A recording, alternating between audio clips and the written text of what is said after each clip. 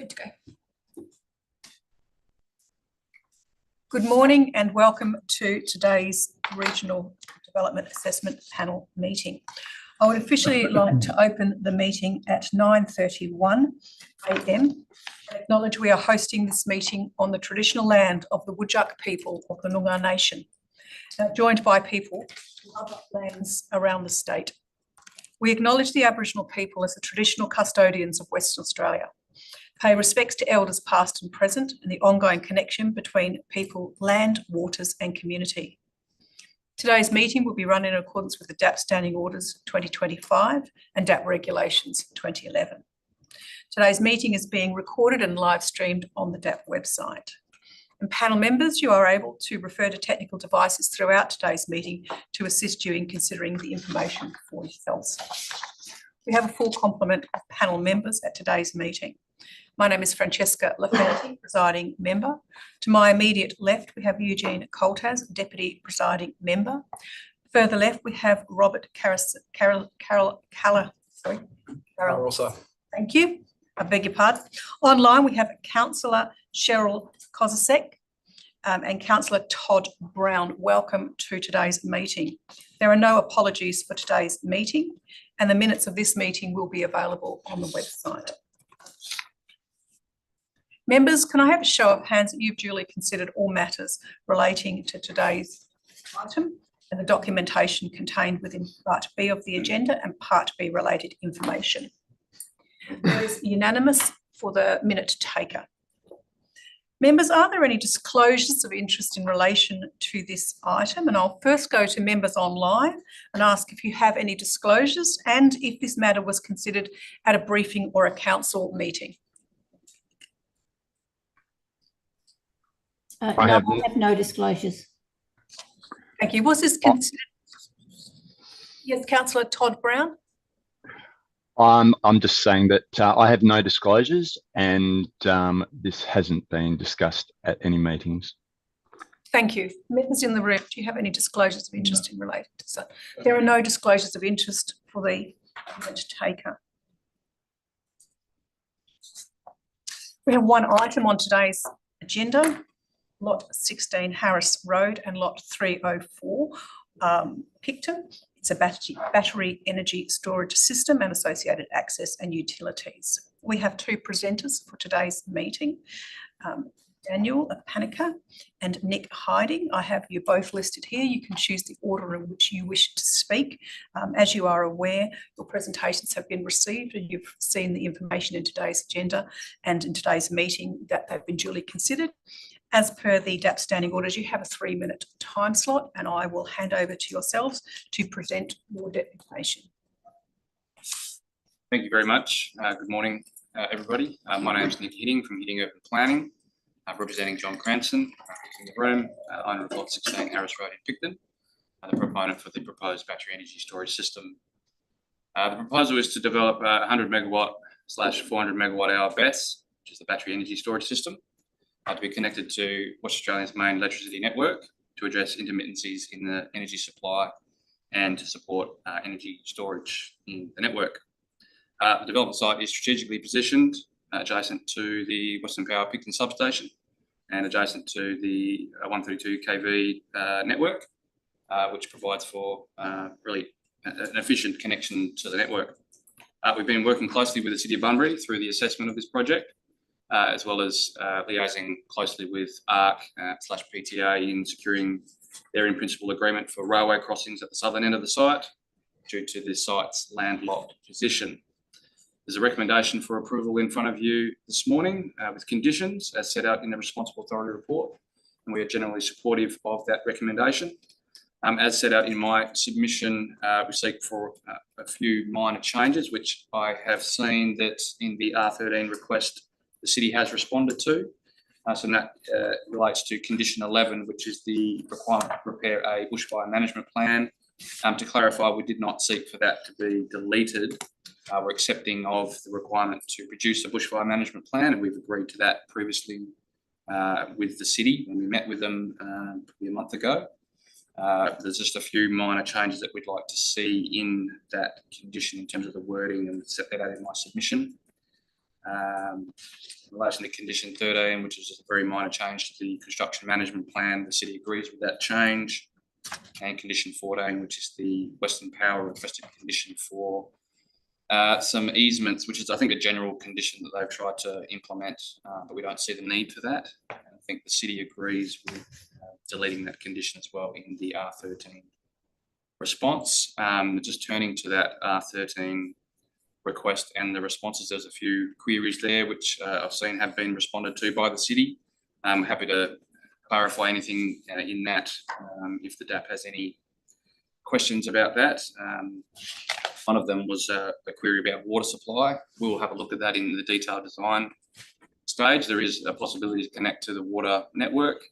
Will require some dealings with adjacent landowners and things like that because it's a landlocked position. But we're also looking at obviously water tanks on site as well to facilitate the required water supply for firefighting. We can look at that in subsequent processes. And I think there's conditions that allow us to look at amended plans can be facilitated through that process. In respect of the drainage, again, the land is very large to deal with the drainage. There was a drainage management plan prepared through the assessment process, and I think that's a particularly big issue. So again, that can be dealt with. We've got Rob Connolly or Terry George from the acoustic firm that assisted us in this project. If there's any questions of an acoustic nature, they can be connected online to assist with that if there's any questions. Otherwise, Daniel will take it up from a bushfire perspective and do his presentation. If there's any questions, maybe do it collectively at the end if you prefer that. Yes, we will. Thank you. Would you like to present? Yes, thank you. Firstly, apologies for not sending a detailed presentation as I typically do with these matters. I was away so I had to pull this together very quickly. As an intro, my name is Daniel Panica. I'm an accredited level 3 bushfire planning consultant and speak in support of the proposed development, specifically to bushfire planning, hopefully to provide some clarity and assurance to the DAP that bushfire risk has been appropriately considered for the proposed development. Firstly, it's really important to note that only a small portion of the site is mapped as bushfire prone, and that all the proposed BESS and MVPS medium voltage power station units are located outside of bushfire prone areas. Bushfire prone areas are defined as those that are subject to or likely to be subject to bushfires. Whilst bushfires can arguably occur on any land, my understanding of the definition is that a designated bushfire prone area is an area that has a higher level of bushfire risk that warrants a planning and or building response. As such, we work to site the high-risk renewables assets outside of these bushfire-prone areas to manage bushfire risk as best as possible. Currently, WA doesn't have a clear bushfire planning framework for renewables assets. Non-habitable buildings and infrastructure are typically exempt from an assessment against State Planning Policy 3.7 and the guidelines. However, many local governments are requiring an assessment to ensure the matters under Clause 67 of the P&D regulations are adequately addressed. In my experience, the assessment involves a combination of an assessment against SPP 3.7, as well as the Victorian Country Fire Authority design guidelines and model requirements for renewable energy facilities. My review of the project has given me confidence that the proposed development fully complies with SPP 3.7 and the Planning for Bushfire guidelines, and it either complies already or has the ability to comply with several of the relevant, or with all of the relevant measures in the CFA guidelines in relation to access and water, and this can be detailed through a bushfire management plan as requested as a condition of approval. I'll respond directly as well to some of the key concerns raised in the RAR, which will hopefully clarify some potential misunderstandings. The first one was just around the single access point. And importantly, neither SPP 3.7, the guidelines, or the CFA guide, require 2 access routes for this type of development. Whilst the Planning for Bushfire guidelines, as an accompaniment to SPP 3.7, do have provisions requiring 2-way access, these actually relate to strategic planning and subdivisions, not development applications. The site, however, has 2 access points onto the rail access route, rail access road, which complies with the requirements of the Victorian CFA guidelines.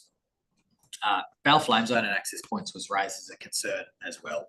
So we need to be really cautious not to misapply bale ratings for purposes they're not intended for. So a bale rating is actually a expected level of radiant of bushfire attack, so radiant heat, flame contact and ember penetration that may be received by proposed buildings, and subsequently informs the standard of construction required to increase building survivability.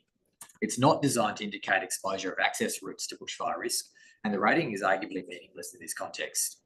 In addition, the predominant bushfire fuel type in the area surrounding the site is grassland. Fires in this fuel type are commonly very fast moving, generally 25 km an hour, up to 25 km an hour, with a very, very short residence time. So that's the time it takes for the flame zone to pass a given point, generally between 5 to 15 seconds based on contemporary research, which suggests that a bushfire impacting the site may arrive extremely quickly. However, it's unlikely to persist for a prolonged period of time, therefore ensuring that access is not compromised over a significant period. Given these points, I consider the bushfire risk to the site from the proposed development, including to workers and emergency responders, has been considered in the application and can be satisfactorily managed through a bushfire management plan prepared as a condition of development. Thank you. Thank you for your presentation. Panel members, we will go to questions from applicant. Are there any questions from panel members? Yeah, some Yes. questions. So in relation to bushfires, the last topic we're speaking to, acknowledge there's somewhat of a policy gap in WA as related to renewable energy facilities and bushfire. The CFA guidelines relate also to the risk of a fire being generated at the facility rather than just a bushfire impacting the facility. As I'm sure you know, there's thermal runaway risks for fires, and this has been seen with the Victoria Big Battery fire a few years ago. So I guess my query is around the risk of fire on site and why that's not been considered pre-approval, but rather been proposed as a condition of approval through a bushfire management plan. That's a good question. So you're 100% right. The predominant risk with BESS is the risk that they pose to the surrounding landscape. Couple of points there. So technology has evolved really significantly since the Victoria Big Battery fire, and the chances of thermal runaway have reduced substantially. There's new tech around fire suppression and automatic shutoffs within the battery units themselves. We also, in the BAL assessment that we prepared to support the DA, already did the calculations for the appropriate setback to reduce the risk of thermal runaway setting fire to the bush surroundings. So typically in WA, we apply a radiant heat flux threshold of 10 kilowatts per square metre. That's the separation between the bushfire-prone vegetation and the batteries themselves to ensure that if there is a fire, they are unlikely to set fire to the bush surrounding. So that separation has been depicted in the bushfire attack level assessment report that was submitted as part of the DA, and my understanding is that's also in the development plans. So I guess what we did was consider exactly what you said. The highest risk is the risk of the batteries setting fire to the bushland. We consider that as the most significant risk associated with the proposal and built that into the early design. That can be documented in the bushfire management plan thoroughly, but just a bit of confidence that we consider that early on. So there are, because I didn't see this in the bushfire management plan, around what the controls are on site in terms of water supply in case of such an event. So that's the water supply requirements haven't been documented because we just prepared the bushfire attack level assessment report. It would be in a bushfire management plan that we'd have to basically satisfy the CFA requirements for water. So I've supplied the client with the list of water requirements in accordance with the CFA guidelines. As Nick mentioned, there's a bit of discussion about whether there's reticulated water or non-reticulated water. Regardless, there'll be firefighting water tanks, hydrant systems, that sort of thing that comply with the requirements of the CFA guidelines. I'm pretty confident that, I'm very confident that can be dealt with through a BEP post-approval, given that it's a specific design requirement that will ensure the facility needs to have those before it can be signed off for commissioning. Sure. Okay. Any further questions from panel members? I have some questions, probably to yourself, both of you actually. You would have seen responses to your request to condition changes, and there has been some additional information sought and provided in relation to a variety of other condition changes. I'd be interested in hearing your comments in relation to those matters, and I understand you provided a copy of the R13 response covering a number of those conditions. I would, as they offer you the opportunity to provide any comments in relation to those matters. Yes, thank you. So there's a query about whether there's a building permit required. I think that's, we don't have any issues with that, obviously. So the resulting changes in respect of that, condition 4, 8 and 11 refer to submission of building permit. That would obviously change. I have no issue with that. I think there was a query about the bushfire, fire breaks and water requirements. I think Daniel's responded to that, which means that there'll be potential for additional plans to be submitted detailing that. And I think that would be okay to provide as a requirement of a condition. And then there was a query about connection to the network. There's a couple of ways which that can happen. There's the 132 kV lines that actually traverse the property, can be direct connection into that, which would then avoid any need to run transmission lines across the railway or underneath the railway and involving other land holdings. So that would be subject to further discussion with Western Power and possibly further applications if needed. But there might be other solutions on site that avoids those issues. So we don't have any issues with any of that. That can be dealt with subsequent to this approval. Range, I think, is addressed. There's no issue with that. And then the condition changes that I requested in my submission, which the city has said I don't have any objection to for condition 13 and 14. And we're just seeking a minor condition wording change to condition 11. Mainly the point that it is to the satisfaction of the city on advice of DFIS, not to DFIS's satisfaction. So there's probably a few little wording changes to go through in that respect, but that's probably it from me in response to that question. Thank you. My next question relates to the actual application itself. And the RA report talks about the sites in question that form part of the application. And your plans show predominantly in your attachments lot 16. There is a document in suite of plans that shows lot 304. Can you confirm both form part of the current application? As I say, your development plans only show lot 16, but include a link for rail crossing, permanent access crossing. Yes, thank you for the question. When we initially lodged the application, it was just for lot 16 because that's where the development fit in. On review, the city requested that we obtain PTA's consent on an application form on lot 304, which is to facilitate the rail crossing at the southern end. So that's why the application is for the battery energy storage system itself and associated access for that crossing. Because we're a landlocked position, there'll be access required over the railway in terms of its construction phase, but also during the operational phase. Even though there might not be that many movements in the operational phase, it still involves that crossing. We have to do a number of things with PTA to satisfy them. We have to go through a number of, workshops with them to facilitate the level of access crossing the railway, making sure it adheres to all safety protocols, those sorts of things. The process post this development approval that we'll have to go through with PTA. We would seek their consent on the forms, which was provided in the early part of this application. That's why it involves both those lots. But the plans, but the other question, plans are just based on lots.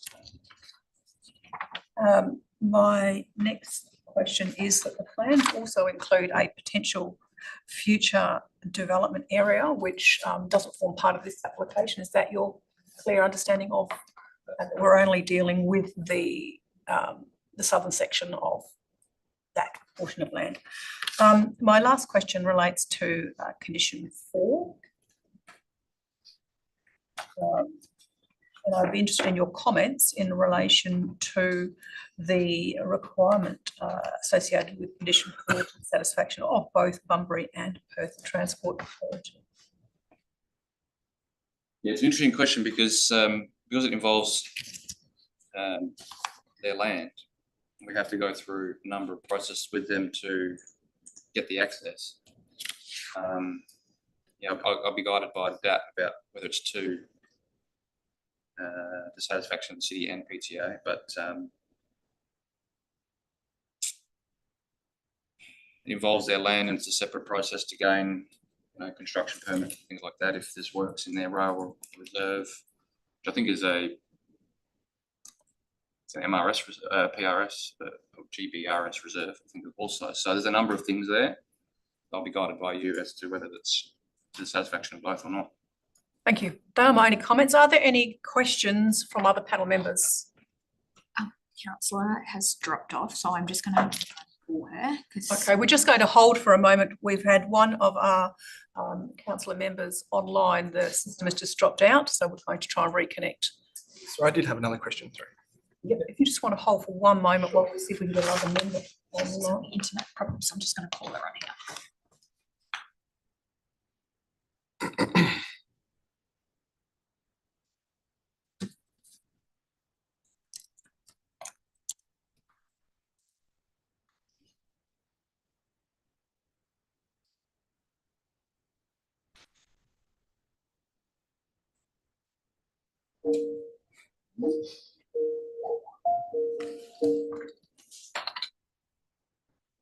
Hello, Cheryl speaking. Oh, hello, it's Ashley. Can you hear us okay? I can, yes, thank you. There is a little bit of an echo in the background. You might need to mute. I shall do. Thanks. Councillor, can you hear us? Yes, I can, thank you. Can you see us at all as well? You're back on my screen. That's why there's an echo. Okay, so you can see. Were you able to hear any of the responses from the applicant?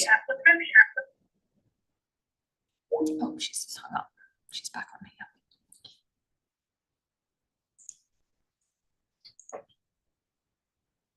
Sorry, I did hear a fair portion of it, but not everything. I apologise for that.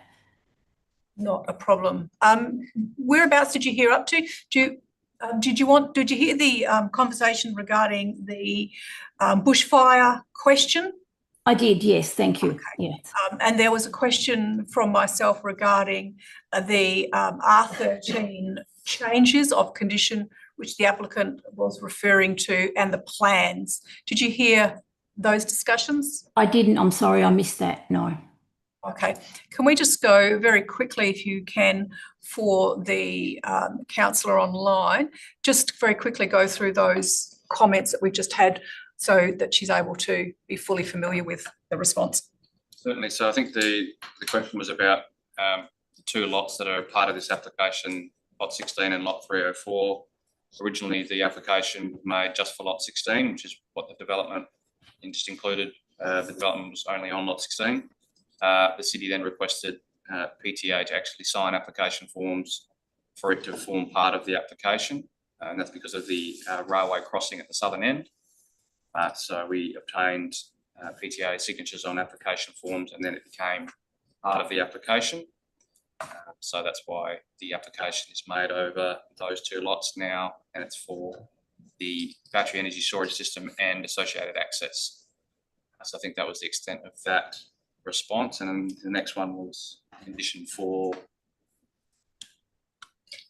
All the general conditions that the question was twofold, just response to the R13 comments on various condition changes, addition to what you had raised, and then I had a specific question regarding condition 4.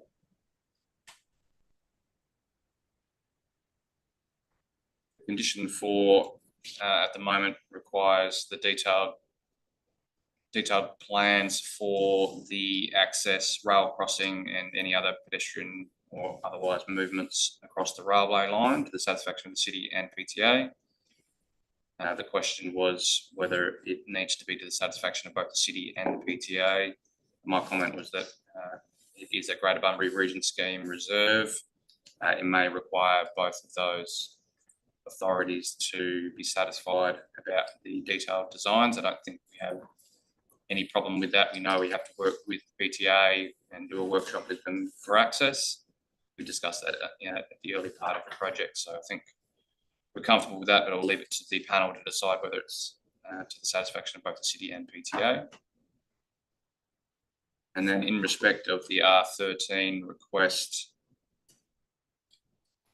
the first query was the building permit requirement. There's no requirement to actually submit a building permit, so that would require amendments to conditions 4, 8 and 11. We don't obviously have a problem with those. The other query was connection to the electrical network in the R13 request. Our comment to that is there's a couple of ways to connect to the network.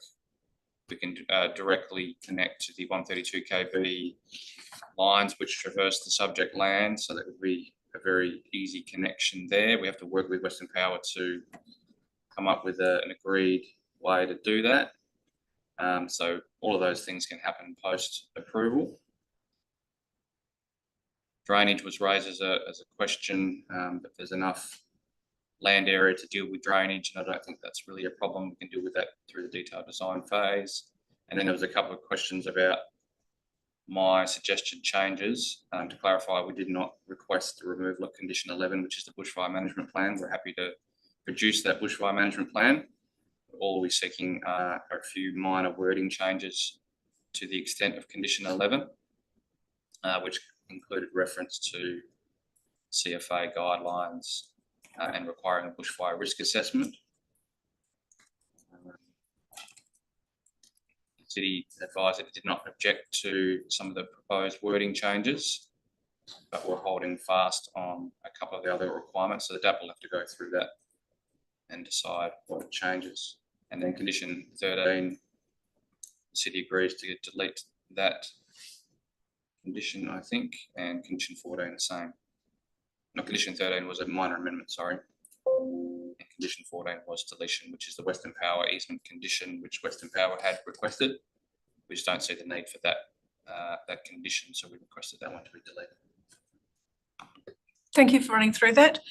We will continue to members for questions. We have member Robert Carossi who'd like to ask a further question. Sure. Yeah. So my questions relate to the connection to the Swiss. So there's two parts. So firstly, around what consultational discussions have been held with Western Power on the proposed connection to the substation. The second part is the Picton substation extension that's shown on the plan. Was that extension area provided by Western Power? We haven't had any dealings with Western Power myself. John, do you want to the original dealings with Western Power were to go out and get a DA. When you've done that, we'll come back and talk to you. Like I said, I think before, there's a couple of options to investigate post this process. So this will set us up to actually meet with them. Western Power, I think, just wants us to secure a development approval for the main system. But yeah, how to Panel members, are there any further questions to the applicant? If there are no further questions, we move to city officers. We have a number of officers online. We have David Tanchev, Cameron Scott, Alice Baldock, and I think we've got a further person in the room. Could you just run through who is in the room with you? Yeah, I'm David Tanchev. I helped author the RA report and ran most of the application. Cameron Scott, our development engineer. Barbara, our manager, and then Alice, our team leader. Thank you. Would you like to provide any comments on the application and on the R13 responses before we go to questions from panel members? I think we're pretty comfortable to go to questions. Thank you. Panel members, do you have any questions to city officers? No. We have one question here from Deputy Member Jean Coltas. Yeah, the rail crossing, have you had any discussions with Public Transport Authority on coordinating that yet? Yeah, so we did discuss the PTA, referred to them during the application, as well as ARC Infrastructure, who use the line. And in the schedule of submissions, there is correspondence with PTA, and they've agreed to the conditions that will be put forward, specifically condition 4, the construction management one, and condition 4 and condition 13, because they wanted to have some input into that, and ARC Infrastructure was also happy for PTA to represent their interests in that. So you're confident that that would be their approval for that crossing? Yep. Yep. Okay. And also during the application as well. Yep. Thanks. Any further questions from panel members? I have a question in relation to condition 4.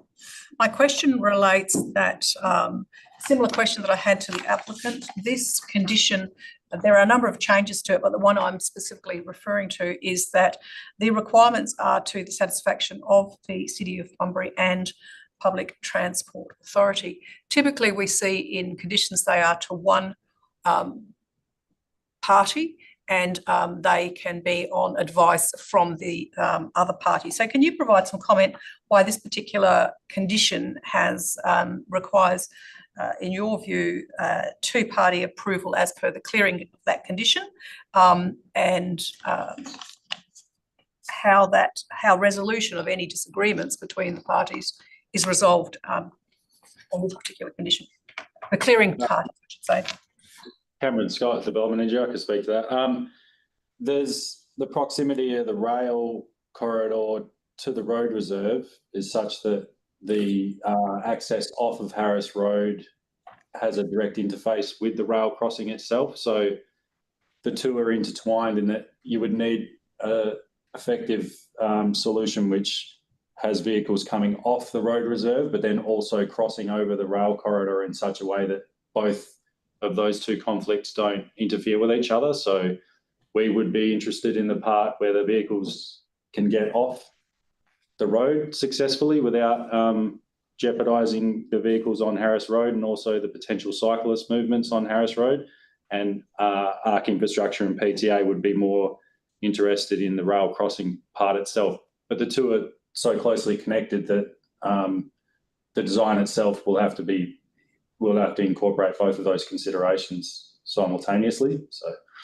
So do you have any issues or comments in relation to it being a condition of that nature being to the satisfaction of the City of Bunbury in consultation with Public Transport Authority, noting the comments that have already been provided by both yourself and applicant regarding other stages and other actions requiring communication and approvals from the various agencies for the access? I guess there's a complexity associated with the rail corridor works. They're much different than a road corridor in that the specific rail safety laws that occur within that rail corridor. There's design requirements that are very specific to a rail corridor. And I believe PTA, that was part of the reasoning behind them wanting it to be worded that way. We may not be able to give approval for some of the works that are occurring within the rail corridor because it's specifically related to their asset and the rail system, which is not something that a local government we would defer to them for their approval process on some of that works as well. So I don't think it would work as well as worded in the way that it's presented currently in that regard.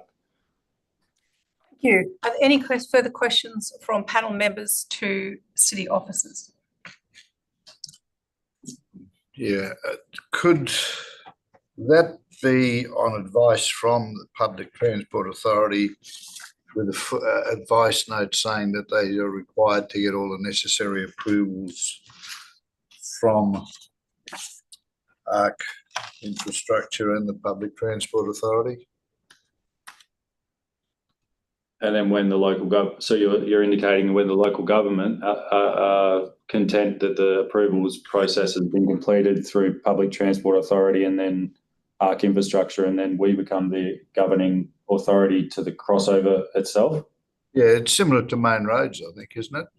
Yeah, I'd be happy to defer to PTA and ARC Infrastructure to ensure that they're happy with that. If they were content with that as an arrangement, we'd probably be content with that. Yeah, it's just that we as a panel can't condition approval for third parties. So anyway, we'll have discussion on that part of it. Any other questions from panel members in relation to this matter, either to city officers or to applicant? If there are no other questions, thank you to both parties. We now move back to the agenda. There is a recommendation at the beginning of the agenda. In accordance with the RDAP provisions, we will go to the recommendation as written or dealing with any changes to that recommendation. Is there a mover of the RA recommendation as written? It is moved, Councillor Todd Brown. Is there a seconder? Sorry, just before we go on, Councillor Todd Brown, we're just holding again because we've had our fifth member drop off the system. Okay.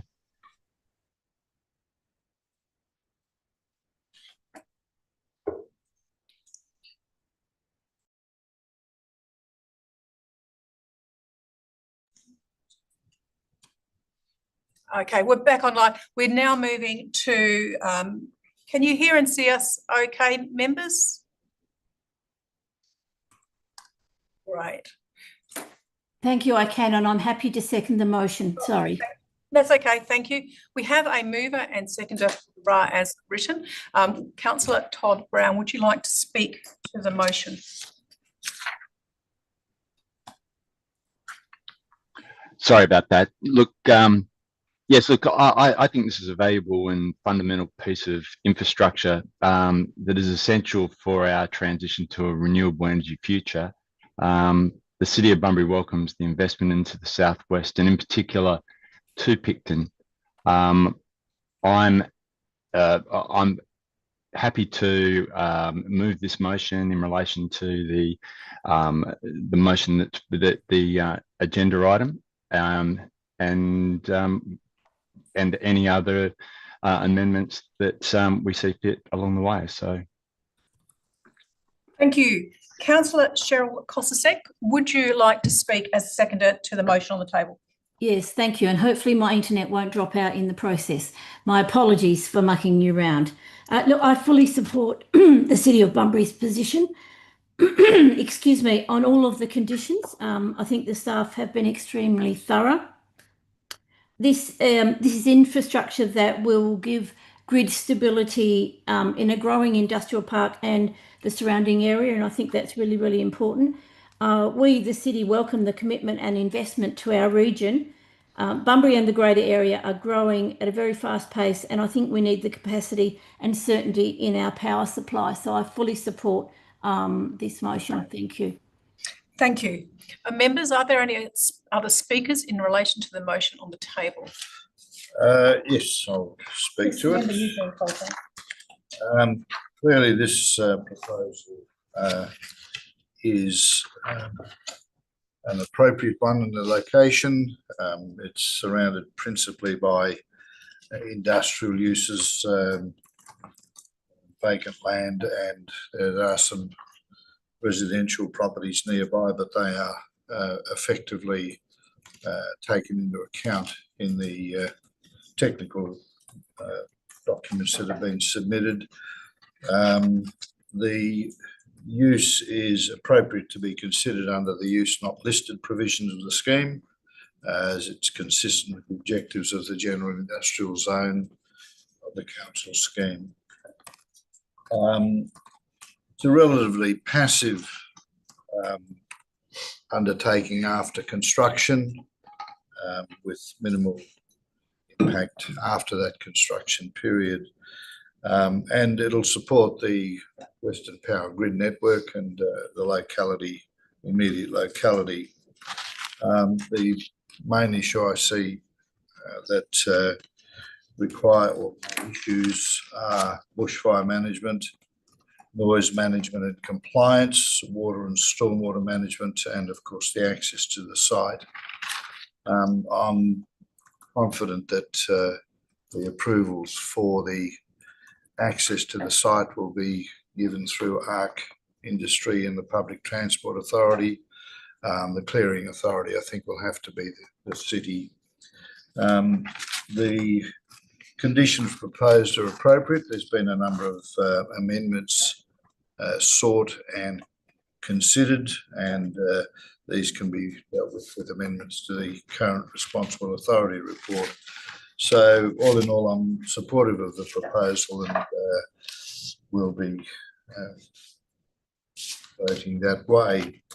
In the meantime, I think I'll be proposing a number of amendments to the responsible authority report. The first amendment is to condition 4 and to word it prior to the commencement of works, in accordance with the council's wording that they came back in the responsible authority or the R13 response. However, I'll also be proposing the wording after to the satisfaction of the City of Bunbury. Delete the words and the, and include the words on advice from the Public Transport Authority. Thank you. That amendment is has been moved. Is there a seconder for Amendment 1? It is seconded. Would you like to speak as a seconder? No, that's okay. It's very Are there clear. any other speakers to Amendment 1? I will speak to Amendment 1. I concur fully with the comments and the minor changes to clarify the both clearing agency as well as to clarify the timeframe, which is prior to commencement of works. Those are my comments. I have nothing further to say on this Amendment 1. Would you like a right of reply? No. We are dealing with Amendment 1, which is modification to Condition 4. All those in favour? It is carried unanimously. Would you like to continue? Yes, Amendment 2 would be a footnote referring to Condition 4 to the extent that the applicant, the wording, the applicant is advised that any work is required to enable the proposed rail crossing constructed from Harris Road will require a separate approval through the Public Transport Authority. Can you read that out again? The applicant is advised that any works required to enable the proposed rail crossing from Harris Road will require a separate approval from the Public Transport Authority. For the minute taker, that is Amendment 2, new advice note. Is there a seconder for this amendment for the advice note? It is seconded. Would you like to say anything further in relation to the advice note? No, I think it's fairly straightforward. Would the seconder like to speak on the advice note? No, again, quite straightforward.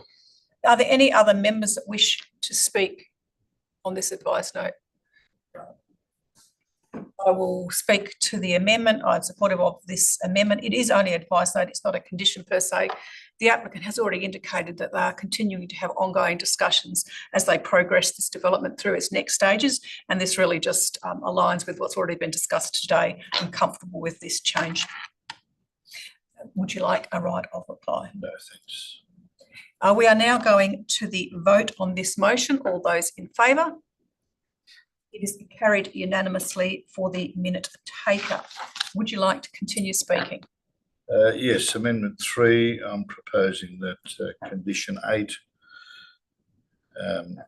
be amended in accordance with the R13 response from the City with the wording prior to the commencement of works incorporated rather than private building licence. Thank you. Is there a seconder for Amendment 3, which is modification to Condition 8, as per the RA comments, to include the words prior to commencement of works. Is seconded, Robert Carsley. Also. I'm not going to get that. No, again, I think it's quite straightforward. Inquiry. Are there any other speakers in relation to Amendment 3? If there are no other speakers, we go back to the mover. Would you like a right of reply? No, thanks. We will go to the vote on Amendment 3. All those in favour? Is carried unanimously. Back to yourself. Amendment 4 to condition 11. Just the city's response, the wording there to the bushfire management plan. I'll move the wording that the city proposed. I'm happy to second it. However, I would ask if I could make some, if the mover would consider some alternate modifications. Yes. So this is a matter that both applicant and city raised. I would suggest that it would be incorporate elements from both, being that it starts off prior to the commencement of works rather than submission of building permit, and then similar to our earlier discussions, that it be approved to the satisfaction of City of Bunbury on advice from the Department of Fire and Emergency Services. Yep. A becomes generally in accordance with the CFA design guidelines and model requirements, removing a number of words out of there, including demonstrated compliance and inclusion of a comprehensive assessment of the proposal. So the language for this, for the minute taker and for other members, I'm suggesting that the wording would be prior to the commencement of works, a bushfire management plan shall be submitted to and approved to the satisfaction of the City of Bunbury on advice from DFES, and the bushfire management plan A should generally be assessed in accordance with CFA design guidelines and model requirements, Renewable Energy Facility version 4.3, January 2025. B, it includes the language from the city's commentary, which says include a bushfire risk management assessment, risk assessment addressing risks relating to access and water supply, and C and D be remained, and the last comment being the approved bushfire management plan. So I'm not changing those. If you're comfortable with those modifications, if they make sense to you, my reasoning for that is I've considered comments by the city and by the applicant and formed the opinion that in those particular cases, the inclusion of a number of changes that both parties recommended would be appropriate in this instance. I'm happy with that. Thank you. Hopefully everyone was able to understand my tracking of those changes. I have nothing further to say on this. Are there any other members that wish to speak on Amendment 4, which is the modification to Condition 11? Then, sorry. Yes. Todd Brown, I beg your pardon. That's all right. I'm just interested in finding out whether these are going to make substantial changes to the way the city feels about those conditions. Is it possible to get some comment from the city members? You can. My read of it before we go to city officers is that it incorporates the very matters that the city raised and the reference to the changes that the applicant has sought. The city agreed with those predominantly, and it's including in point B, specifically the matters that the city wanted to reflect, which was the bushfire risk associated with access and water supply. But I'm happy just to get clarity for you. City officers, do you want to speak or provide a comment? It's unusual, I know, but just a clarity for members. Yeah, we're all happy with those changes that you've proposed there. We don't think it's going to have any significant impact to the overall built form of the development or anything like that, so we're comfortable with that. Thank you. Councillor Todd Brown, do you have any further matters you would like to either raise or any comments you'd like to make? No, thank you for the clarification. Thank you. Thank Any members, are there any further speakers on this amendment? If not, we will go back to the member for right of reply on Amendment 4, Condition 11 modifications. No comment further. We are going to the vote on this. All those in favour? It's carried unanimously. And back to yourself. Amendment 5 to condition 13, deleting wording prior to issue of a building permit at the beginning and say prior to commencement of works. And also on point I, just delete the words after traffic management plan to be prepared in accordance with the Main Roads WA Code of Practice. Thank you. There are two changes proposed to Amendment 5 to modify Condition 13. Is there a seconder for those modifications? I am happy to second that. Would you like to continue speaking to that? Yes, I think that the timing of the lodgement of the construction management plan is there, and also it still requires a traffic management plan to be prepared, but not in accordance with Main Roads WA Code of Practice because it's not a main road. Thank you. I would agree with the changes and the comments provided in relation to those. It doesn't reflect appropriate timing of the construction management plan requirements and a clearer reflection in relation to the traffic management obligations. I have no other comments. Are there any other speakers on Amendment 5? There are no other speakers. Would you like a right of reply? No. We are going to the vote on Amendment 5, which is modification to Condition 13. All those in favour? It's carried unanimously for the amendment taker. Would you like to continue speaking? Yes, Amendment 6. The city has requested update of Condition 1 to refer to particular submitted plans and refer exceptions to those A and B regarding the requirements for bushfire management, acoustic compliance, water management, lighting, car parking, rail crossing and pedestrian movement, and building height. So there's a wording in the R13 response that I'm moving be adopted for replacement of Condition 1. Is there a mover for replacement of Condition 1? Right. Seconded. Would you like to speak? Would the mover like to speak to Amendment 6 to Condition 1 in terms of the wording? I think it allows for the reference to the particular plans. There were a number of things that weren't covered or specified in some of the conditions, so the council has requested that noted that they'll be dealt with later, but I think that it's better to refer to the plans for the items that they've identified. Would the seconder would like to speak to this motion?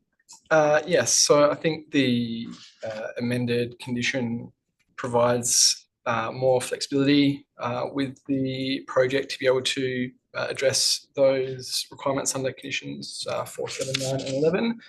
At the moment, condition 1 as it's worded, I think could be problematic in terms of the development being in accordance with the approved plans as they are without that flexibility. Thank you. Are there any other speakers on this amendment to the beginning preamble of the application in Condition 1? If there are no other speakers, would you like a right of reply? No. We are going to the vote. All those in favour?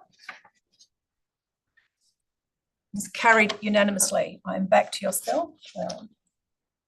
Further amendment, delete condition 14. We are now on amendment 7 for the minute taker and for members. Amendment 7 is to delete condition 14. Is there a seconder for this amendment? I'm happy to second that. Would you like to speak to that?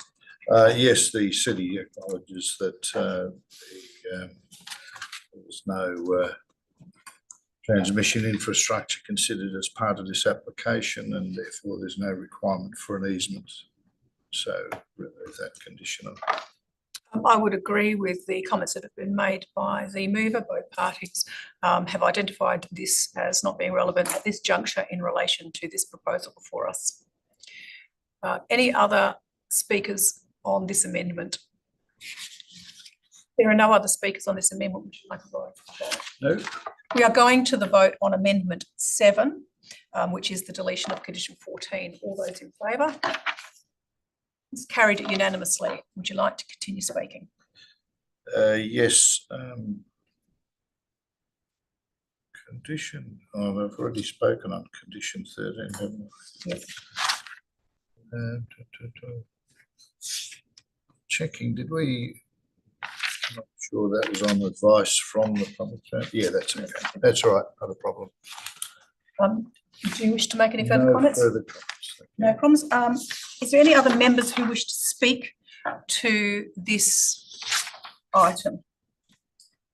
Would you like to speak to the substantive motion? I just have one further amendment to an advice note. Yes.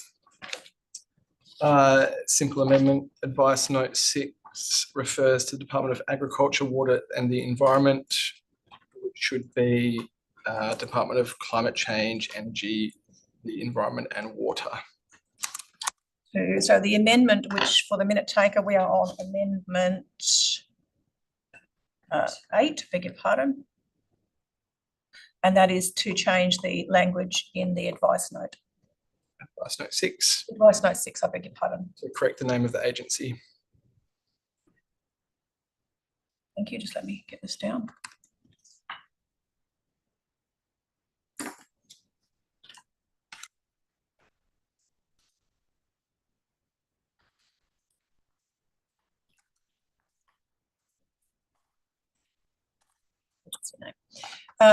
Is there a seconder for this amendment? It's amendment 8 to advice note 6 to reflect the agency name. I'll second it. It is seconded. Councillor Cheryl Kosasek, would you like to say anything further? Mover. No. Would the seconder like to make any comments on amendment 8? No, thank you very much. Thank you. Is there any other speakers on this amendment 8 advice note, modification of advice note 6, referencing the agency name? If there are no other speakers, would you like a right of reply? We are now putting to the vote the modification of advice note 6, amendment 8. All those in favour? This carried unanimously for the minute taker.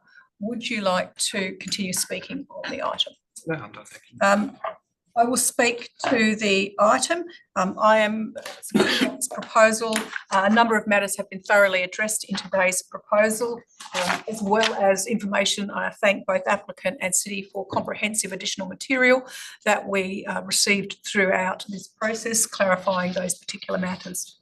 As has already been indicated, the proposal is consistent with the planning framework and appropriate in this context, notwithstanding that it is a use not listed, it is appropriate given its locational context. I'm comfortable that the type of facility, as well as the form of a number of the smaller buildings and the land use is appropriate in this site. As has already been indicated, the site is landlocked. The probably most significant aspect in relation to this proposal from my perspective is access, road access to the site, appropriate access to the development, as well as the management of bushfire. We've had substantial discussions today in relation to the management and controls of bushfire. Or probably more significantly, fire within the facility itself and the impact that may have. So from my perspective, they are the probably the two key aspects. The RA are very thoroughly provided, outlines the information and the consideration of the acoustic proposal on the sensitive land uses, noting that those residential dwellings that have been referred to in this document are located on industrial land, and one would assume that at some point in the future the land will continue to have opportunities for intensification of development in an industrial nature. Overall, I am supportive of this proposal and the modification of the conditions that we have worked through at today's meeting, and don't have any other changes. Is there any other speakers on the motion that haven't spoken yet? If not, we move back to the substantive motion mover, Councillor Todd Brown, for close of debate and right of reply, I should say.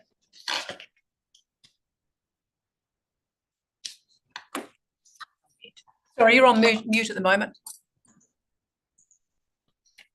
Sorry, yes, I'm just saying that I'm happy with those amendments, and look forward to this facility becoming available to the grid. Thank you. Thank you. We are going to the vote on the substantive motion, inclusive of changes through various amendments. All those in favour? It's carried unanimously. Thank you, everyone. We're now moving back to the agenda. There are no Form 2 applications for today's discussion, and there are also no Section 31 SAT reconsideration at today's discussion. In Part C, there is no discussion from my perspective in relation to any SAT applications or Supreme Court appeals, and accordingly I close today's meeting at 10:33 a.m. and thank everybody for your participation in today's meeting. Thank you. Thanks very much.